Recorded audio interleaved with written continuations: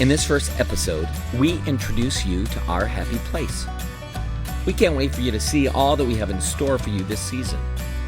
Not only could I be on an episode of Hoarders, The definition of hoarding is garbage and cats. Do you see garbage and cats? but our naughty goat keeps escaping, This little thing is an escape artist expert. as does my butt crack. So, enjoy the show. It's rampant. It's a rampant butt crack.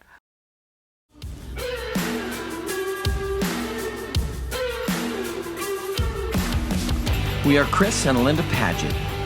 We may be flawed and a bit crazy, but we're living the greatest adventure. From high school sweethearts to parents of 9 children, following our dreams led us here to a 9-sided house in central New York. In our little paradise, we have connected with the simpler life of family, faith, and very naughty farm animals. We're taking this once abused and neglected piece of land and making it into our happy place.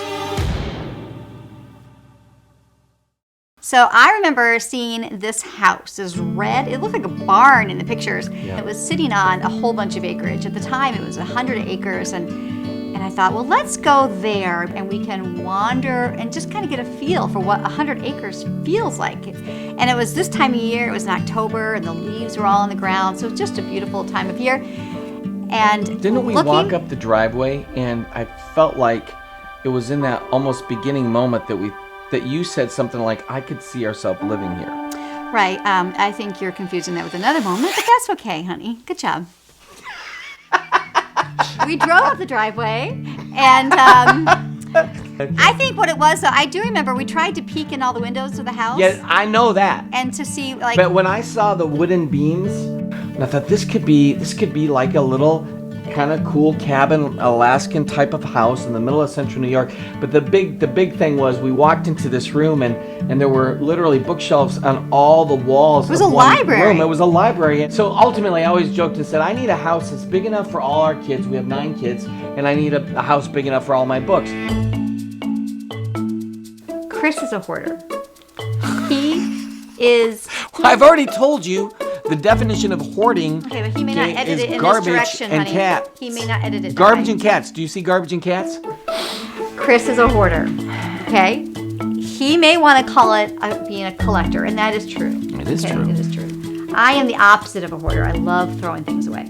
When he finds something he likes, he collects it. So we have really almost 1 million books in the house. I'm not exaggerating. Because he'll find an author that he likes and he'll buy every book on that author. That's true. And so that's why he has so many tattoos. He got 1 tattoo and then he went crazy and got 1 million tattoos. He has I got 1 records. wife. Yeah, I got 1 million wives. You couldn't handle 1 million wives. But 1 record? Sister wives. I don't think so. Okay, in my defense, a couple of things. If the zombie apocalypse happens, it's quite possible it would be very difficult to get books. And so I would have them here, just in case. People would use them as fuel. That's why they'd be hard to get. That hurts me. I don't even know why you would say such a horrible thing. I just remember looking at this place and I kept thinking, oh my gosh, the things I could do. This is the strangest house I've ever been in, but wow, the things I could do to it. So you should know this about Linda, though. Wherever we move, she basically loves to kind of get down and dirty into construction and overhaul and remaking and do it yourself. Well, that's her thing. Like, she doesn't like to go to a jewelry store. She wants to go to Lowe's or Home Depot or some basic place where she can buy saws. And I'm so disinterested in that. It's unbelievable. But it is funny whenever we have somebody come over to help, like the electrician or the plumber or something, and they always want to come and tell the guy, like, here's what we're gonna do. And I swear to you, like, my eyes start glazing over. I don't want to know. I don't even care. Usually I'll just say, you need to tell Linda, because it's like I'm almost like, what do I do with this information? What did he say? He said something about, like, pipes critical. And water. Make sure you do this. She is basically Bob the Builder. Actually, I like to say that Linda, she made Bob the Builder her bitch, because basically any good thing that Bob the Builder can do, Linda can do better.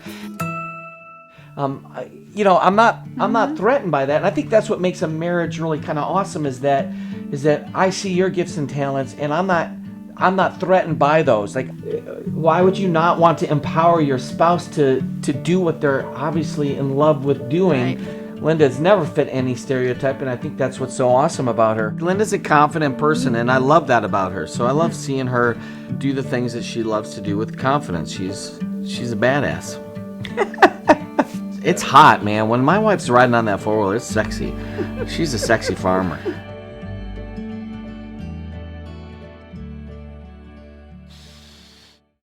Sorry.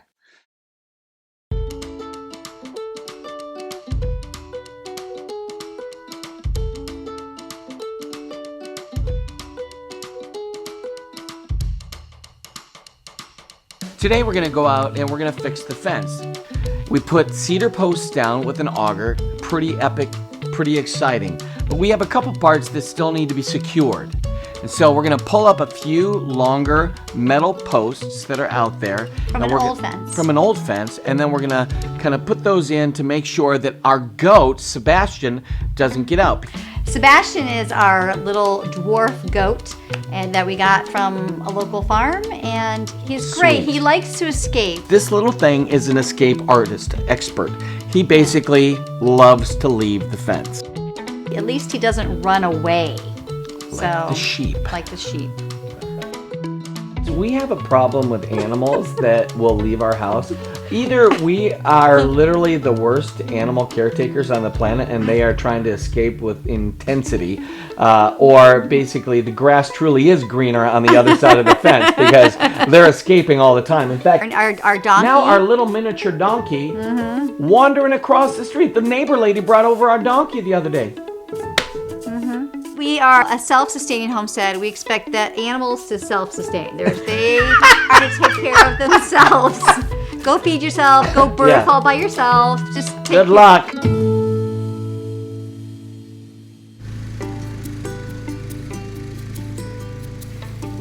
Since moving here, we've had fences. We've put up so many fences, torn so many fences down. We keep having to move fences around because we don't want the animals in different places. I think there's some green posts inside there by the barn, right? There's no green posts, and I want big ones, those big ones. So can we take from that? Yes, that's what I'm saying. We'll just get them out. I Right. want to get at least those two, because those two aren't being used.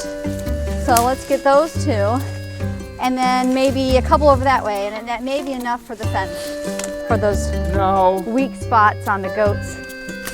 It's like a reuse and repurpose, right, Chris? Why buy more of these things? No, but we're gonna have to. This one is actually in the ground here. First of all, there's nothing like manly about the look of me pulling those posts out of the ground because it's just another opportunity for my butt crack to make an appearance. It's very masculine, very strong. Okay, muscles.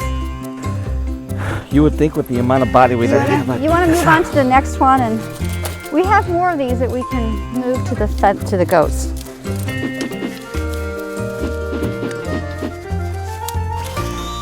Awesome! I'm pretty muscular. My butt crack's probably hanging out. Chris, I don't know what his problem is. It has to do with the shape of his body, but he cannot keep pants from falling down and revealing his butt crack. The pants don't stay up high enough, so that butt there's crack. a lot of footage of my butt crack already. Yeah. Unfortunately. Yeah. But here's what I've noticed though. I think my butt crack goes up to my shoulder blades. He says that, because but that's not true. it's just a long butt crack. I have a real long crack. I think you need to wear a better belt, and I don't think it matters. Like you can have people.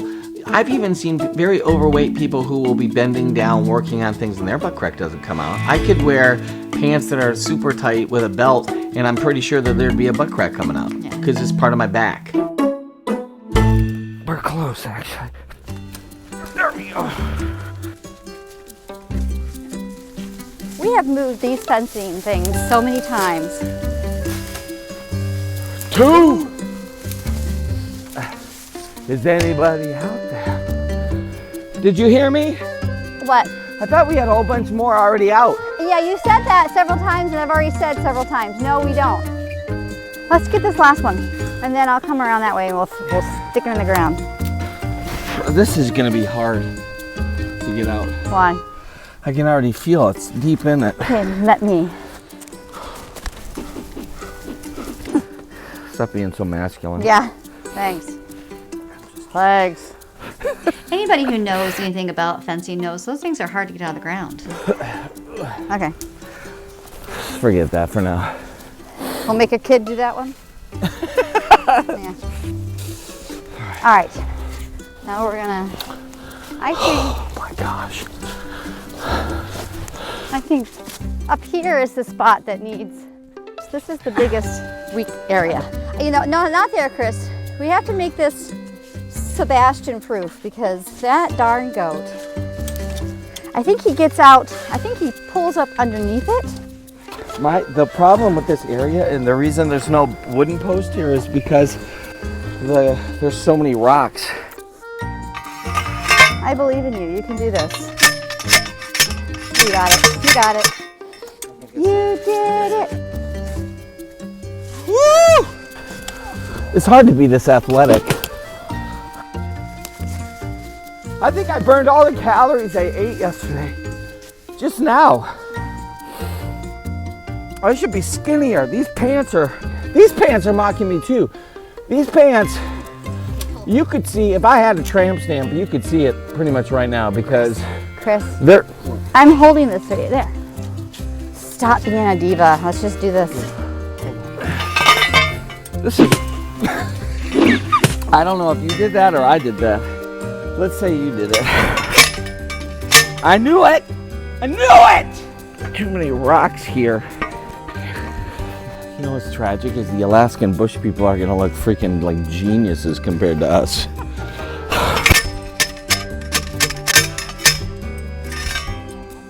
Woot! That's all I'm saying. What you think, huh? The ass whisperer. I should know. I had practice with you. What?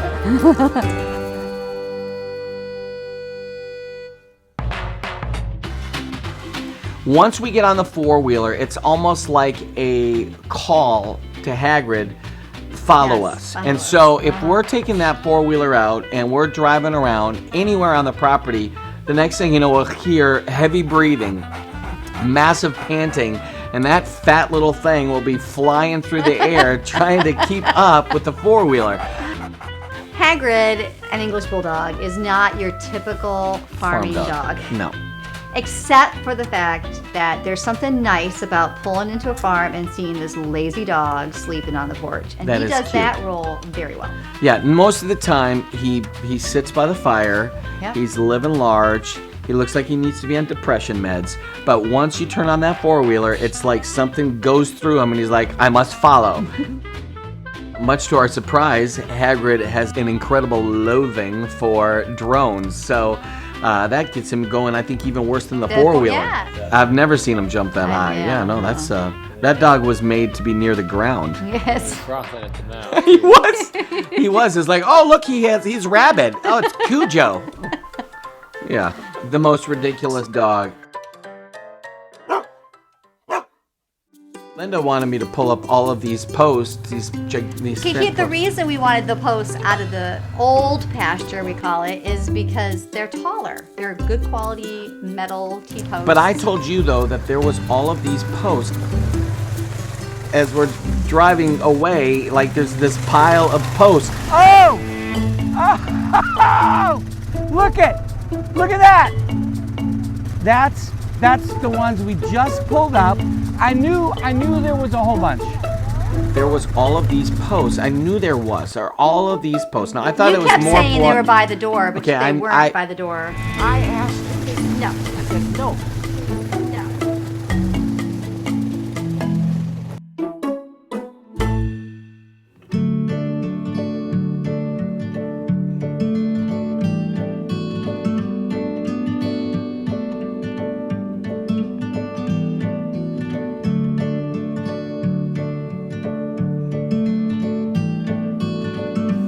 Yeah, so after all the hard work that we did with the fence, what do I see when I look out the stupid window but Sebastian moseying about outside of the fence, chomping away on leaves and living large on the homestead? We don't know. Stupid goat. How he gets out, we don't know. He's Houdini, or he has wings.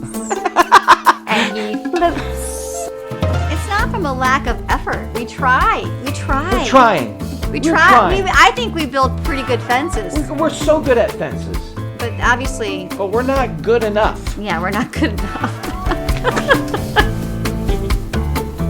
How's that? Well, Sebastian is not a saint. Clearly, it's a spawn from the devil. Trickster. Next time on the Happy Place Homestead Show, Linda and I go to the mall to go to confession. As a family, our activities are let's go to the mall, let's have lunch, let's go bowling, and let's go to confession. Like, who goes to confession at the mall? My parents are giving up the will to live. I'm not getting ready to join a gang. And I complain pretty much nonstop that the diet I'm on is either from my wife or the devil. What the crap is that? No sugar, no bread, no beer.